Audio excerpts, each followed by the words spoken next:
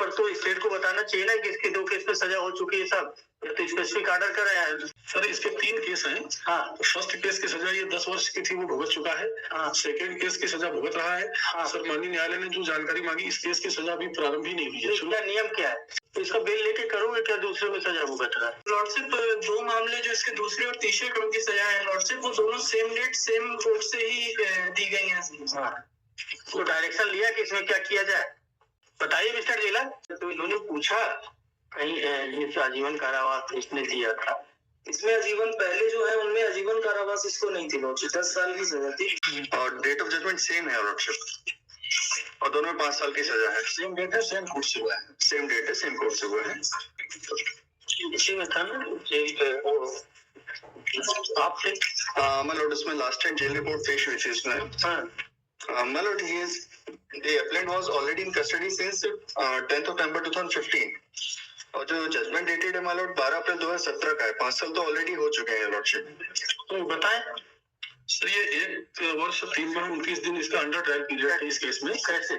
Sir इससे लिखा है, जजमेंट आपने पढ़ा है?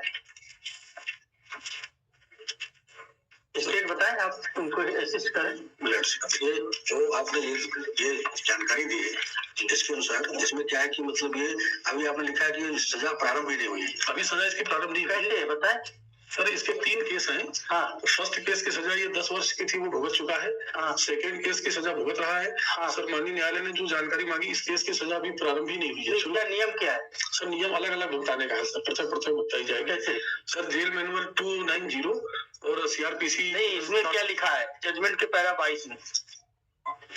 जजमेंट के पैरा 22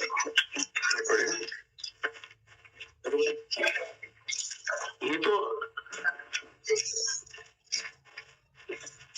14/12/15 से जजमेंट दिनांक तक होगी गई अवधि के लिए कानून मुद्रा होगी, तो ये अंडर ट्रायल पीरियड तो ये अंडर ट्रायल पीरियड इसको जब ये सजा इस केस की शुरू होगी तब उसको इस अंडर ट्रायल पीरियड का फायदा मिलेगा। ऐसा बताए, नियम बताए, जेल मैनुअल देके बताओ। लो देखो बताए।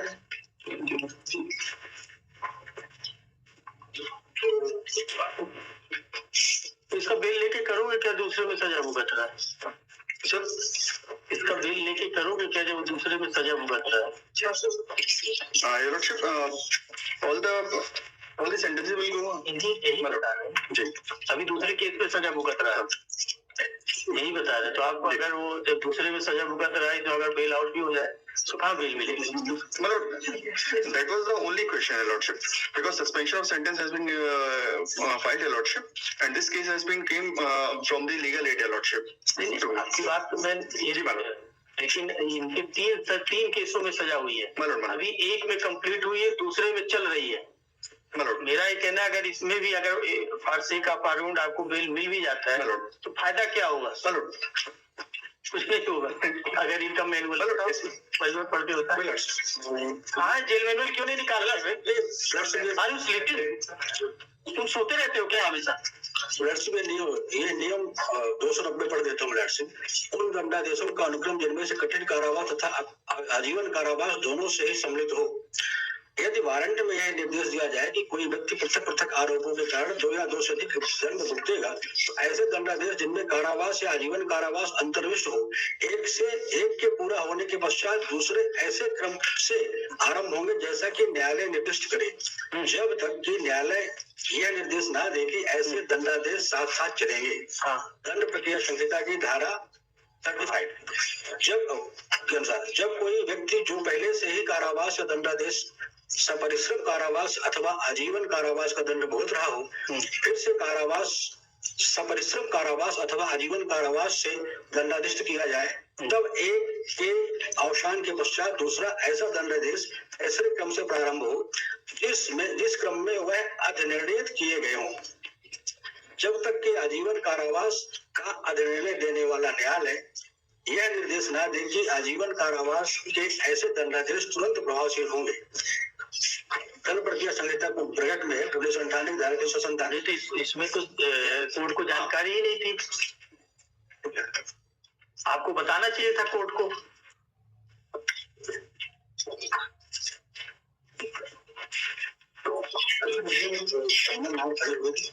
हाँ, नहीं कोर्ट, इस कोर्ट को नहीं, मैं ट्रायल कोर्ट की भी बात कर रहा हूँ। वहां पर तो स्टेट को बताना चाहिए ना कि इसके 2 केस में सजा हो चुकी है सब, या तो स्पेसिफिक ऑर्डर कर रहे हैं। वहाँ ट्रायल कोर्ट में ये उसमें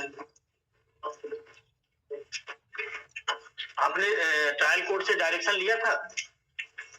लॉर्डशिप 2 मामले जो इसके दूसरे और तीसरे क्रम की सजा है लॉर्डशिप, वो दोनों सेम डेट सेम कोर्ट से ही दी गई हैं। हाँ, तो डायरेक्शन लिया कि इसमें क्या किया जाए,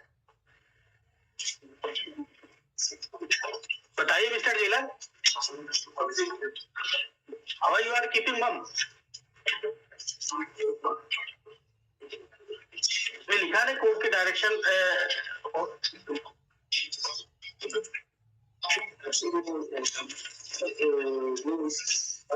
आजीवन कारावास के लिए। सर इसको आजीवन कारावास नहीं हुआ है, 10 वर्ष की सजा ही पहले में ये आजीवन कारावास के लिए स्पेसिफिक है। क्या पढ़ के बताओ ना, कहाँ ऐसा लिखा कि आजीवन कारावास में ऐसा स्पेसिफिक हो? सर यहाँ किसी 427 मिनट से पढ़ देता, आप पढ़ के बताओ ना। ऐसे अपराधी को दंडादेश जो अन्य अपराध के लिए पहले से दंडादेश है। हाँ। जब कारावास का दंडादेश पहले से ही भोगने वाले व्यक्ति को पश्चातवर्ती दोष सिद्ध पर कारावास से आजीवन कारावास का दंडादेश कितना 427?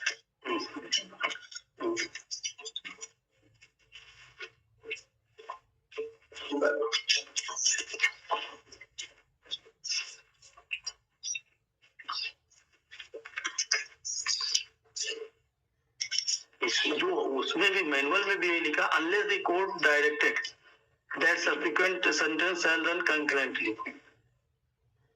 अच्छा मैं इसको पढ़ देता हूँ। 290 इसमें बीच से 290 क्या है? 90 जब कोई व्यक्ति जो पहले से ही कारावास का 90 मतलब 299 290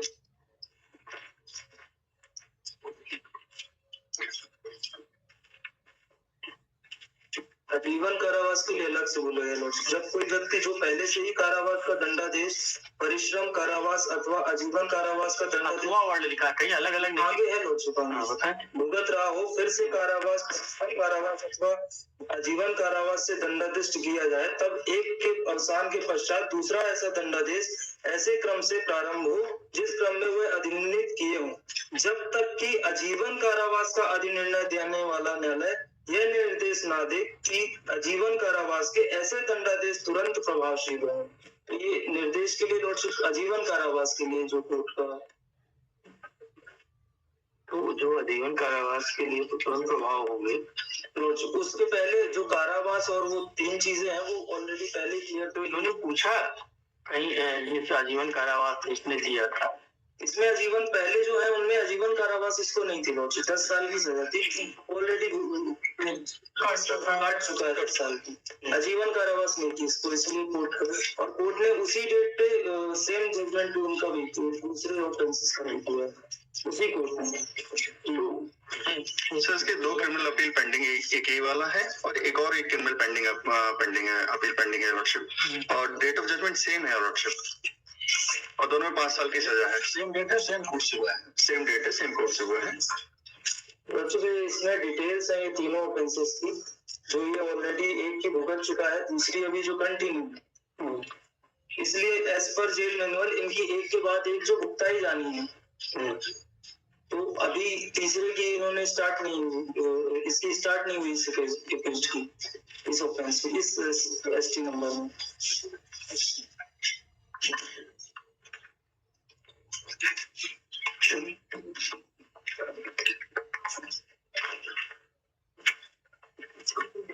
लेके करोगे क्या यार? My lord, as per the procedure, I have filed this suspension of sentence and condemnation of delay, your lordship. That is my only contention. There is 5 criminal record against him. इसके अगेंस्ट 3 में तो सजा ही हो गई है। इसके against और भी है 3 में तो सजा ही हो गई। My lord, 3 में सजा हो गई है और नेचर के ऑफेंस पॉक्सो के इसके अगेंस्ट रजिस्टर्ड है जो hard on delay of condemnation of the allowed appeal is admitted.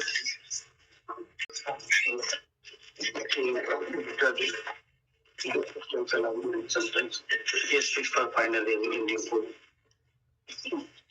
अब इसको फरवरी में लगवा लो तो my lord, इसके फिक्स और final hearing February following correctly. Grateful, much obliged. Patient number 27, Shri Dheeraj Kumar Tripathi.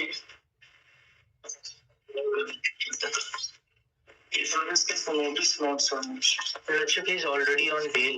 The law. कब तक? 30/12. 30/12 record not received. Record received. I plan to bail till 30/12 from trial court. I go.